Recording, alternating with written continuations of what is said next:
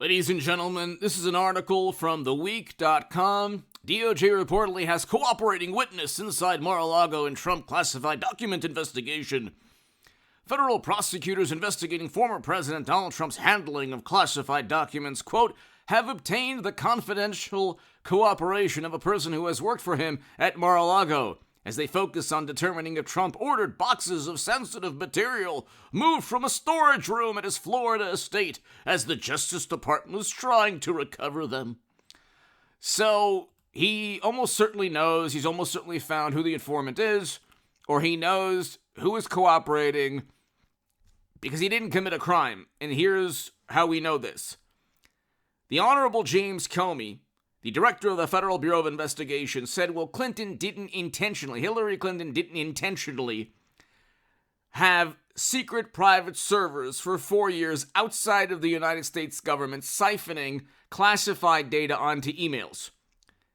That is an obvious crime. It's impossible from a cybersecurity perspective to have an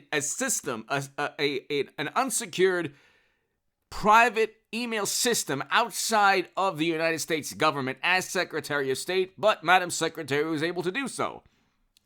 Even Michael Hayden, the top intel chief under President Obama, stated that he would lose respect for foreign intelligence agencies if they didn't obtain all of those emails, many of which were classified top secret SAP intel, the highest level intelligence, okay?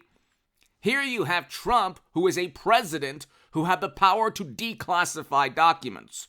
They are going to have to prove that Trump, as president, didn't declassify the documents that were allegedly moved throughout Mar-A-Lago. The Federal Bureau of Investigation also gave him a lock, knew where the boxes were, and nobody knows if he didn't, they would have to prove he didn't declassify. The Supreme Court has already ruled that Trump can declassify, or any president can classify and declassify at will. Politico, the publication Politico, talked about how Trump could verbally classify documents. So the Supreme Court has already ruled the president can declassify documents. What they're going to try to get him on is obstruction of justice. Just like the New York indictment, there's nothing there. Okay, or as Democrats will say, there's no there. Okay, this is what they used to always talk. They used to always say when they got caught with their hand in the cookie jar or with their pants down, literally. They'd say, there's nothing there. Trump doesn't have a laptop full of incriminating emails, money flow, hundreds of millions of dollars, emails saying, how can you use your influence on the company's behalf? He doesn't have any of that. He has an entire political system against him. Bill Barr today, it was interesting. The former Attorney General William Barr, who has conceded, according to William Barr and John Durham, Trump was set up. He was set up and framed. William Barr has already stated that. He says, Trump doesn't have the ability to, what was he saying? You're not going to get Trump's policies. He doesn't have the ability to implement them. And it's like, he doesn't have the willpower. It's like, somebody should tell William Barr, we already had record low poverty under Trump. We already had the Doha agreement that Biden completely botched. We already had the first president to step foot in North Korea, to begin a détente between North and South Korea. We already had that president with the highest ever household median incomes. Trump already did those things. I mean, it's all about public relations with Trump. They're just going to accuse him of everything under the sun because they don't like him. They don't like his personality. And William Barr kept talking about a system. He's not going to work within a system. Well, that's why people like Trump. They don't like the system. It's like these never-Trumpers, these Republicans from the Bush era, they don't get it. People don't like the system. The system got us into Vietnam, Gulf of Tonkin, Bay of Pigs, Gulf of Tonkin, Vietnam, war, WMD, and then all the foreign policy catastrophes after WMD. So it's like the system is always failing. And you need somebody like Trump to say, okay, we're going to bring home Americans. We're going to focus on economic growth. We're going to not create a new Cold War. We have an invasion in Europe under Biden's watch. It wouldn't have happened under Trump's watch because he would have tried at least to negotiate some kind of settlement to where all the atrocities that were taking place now in Europe, these are all while Democrats and the alliance in Europe is just watching these atrocities take place.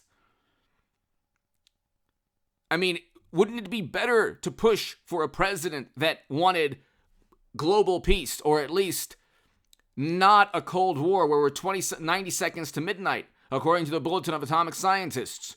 But according to the morally superior among us, that's not the case. They don't care. It's just the wonderful, morally superior liberal Democrats and wonderful, fantastic Bush-era Republicans, the Lincoln Project people. All of media thinks Trump is a menace to democracy, to the world, and we have a terrible foreign policy now, bank runs at home, so the stock market is going to implode. I called it in 2022. I said in 2021 we're going to have a terrible year. We had one of the worst years since the Great Depression. Now I'm telling you there's going to be more bank runs. We just seen another bank recently go under. You can't pump $10 trillion in fiscal and monetary stimulus. This is, again, the wonderful system William Barr is talking about, shutting down economic activity. What kind of political system sanctions this? You didn't have to do that. You didn't have none of the things that took place the past 4 years had to happen on this massive, grandiose scale. They were wrong. The Democratic governors that gleefully tanked their state economies were wrong. They didn't have to do that. Okay? They just funneled people into, Costco and supermarkets, and then there were toilet paper runs. Before the bank runs, there were toilet paper runs. And so you have a situation, ladies and gentlemen, where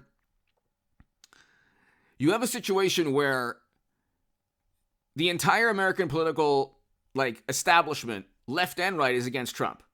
You have Trump Republicans who are populist Republicans against endless wars and for economic growth. Okay? Democrats do not bring up economic growth. That's the last thing that they care about. We had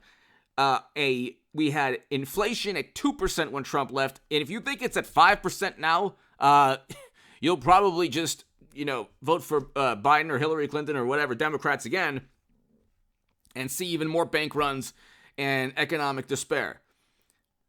We do not. Food inflation is 8 to 10%. Rent has gone up. Energy prices have gone up.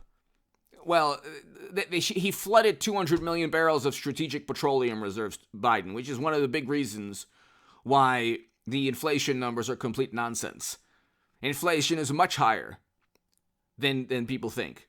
And again, the mismanagement by those who claim to be so much more responsible than Trump, it's unbelievable. We did not have the country we had with the country with Trump was functioning. We were a player, a very important, superpower on the world stage. Now nobody in this world respects the United States of America in the manner they did with Trump, because we don't have the economic power anymore. Because the wonderful morally superior experts and bureaucrats and fabricated consensus contrived and manufactured through Twitter before Elon Musk, he would ban anyone that questioned anything. This groupthink, this enforced, fabricated, coerced paradigm of thought, it only led to bank runs, toilet paper runs, an invasion in Europe, all of these terrible things. And yet Trump is the menace. It's like, what, you don't want a world with Trump tweeting, but you'd rather have a world where we're talking about a nuclear confrontation with banks collapsing? That's a good world to you? And do you think AOC or Bernie Sanders or Elizabeth Warren, do you think they care about any of this? They're actors, essentially. I was the biggest Bernie Sanders booster on the internet, according to the Huffington Post. I was the unofficial scribe of Sanders' most hardcore voters, according to the Washington Post. Believe me, I know it's all an act. I thought that everything I wanted Bernie Sanders to do when I was writing in all those publications, Trump did. That's how you go from Bernie to Trump, because you want a better economy. You want a record-breaking economy, which is what we had under Trump, and a foreign policy that doesn't promote endless wars. Give me your thoughts below. Hit subscribe to this channel right